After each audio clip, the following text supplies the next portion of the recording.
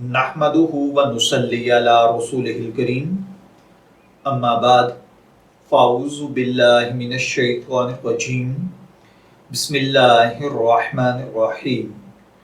अस्सलामु अलैकुम dear viewers, शरई अहकामात के आपके फेवरेट चैनल शऊर इन्फो से मैं हूँ प्रोफेसर शब्बीर अहमद।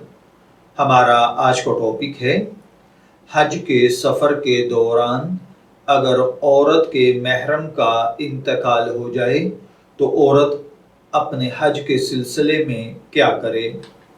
देखिए भाइयों और बहनों, इस सूरत हाल में अगर दौरान सफ़र औरत का महरम यानी उसका शोहर, उसका भाई, उसका वालिद, उसका मामू या उसका चचा यानी जिन महरम रिश्तों में से किसी के साथ वो हज के लिए तशरीफ़ ले गई है और वहाँ पर जाकर अगर खुदा न खास्ता इनके महरम की डेथ हो जाती है तो क्या इस औरत को फ़ौरन वापस आ जाना चाहिए या हज अदा करना चाहिए, और अगर ये हज अदा करें तो क्या हज अदा हो जाएगा या नहीं।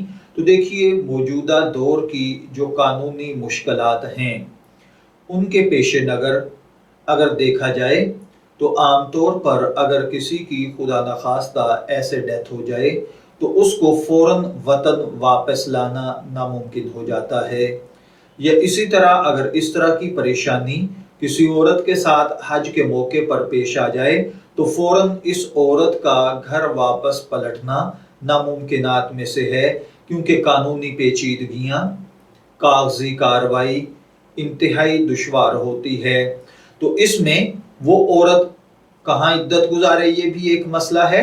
तो इसमें ये है कि ये औरत जिसके महरम की डेथ हो गई है ये अब गैर महरमों के साथ, यानी जाहिर है उसके महरम की तो डेथ हो गई, तो अब उसकी अदम मौजूदगी में जिस ग्रुप के साथ वो गई है उस ग्रुप के साथ हज मुकम्मल करे और उसके बाद जब ये वतन वापस पहुँचे तो यहाँ आकर बाकी इद्दत के अय्याम गुजारे।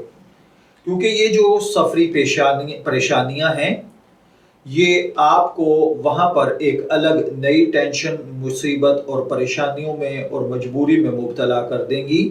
तो अब जब आप हज के लिए वहाँ मौजूद हैं तो इस सूरत हाल में आपके महरम की डेथ होने की वजह से आप माजूर कहलाएंगी और माजूर इस मजबूरी के साथ हज अदा कर सकती है।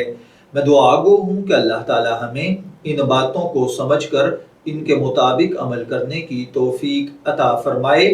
शब्बीर अहमद को इजाज़त दीजिए, फिर हाजिर होंगे किसी नए टॉपिक के साथ। तब तक के लिए अल्लाह हाफिज़।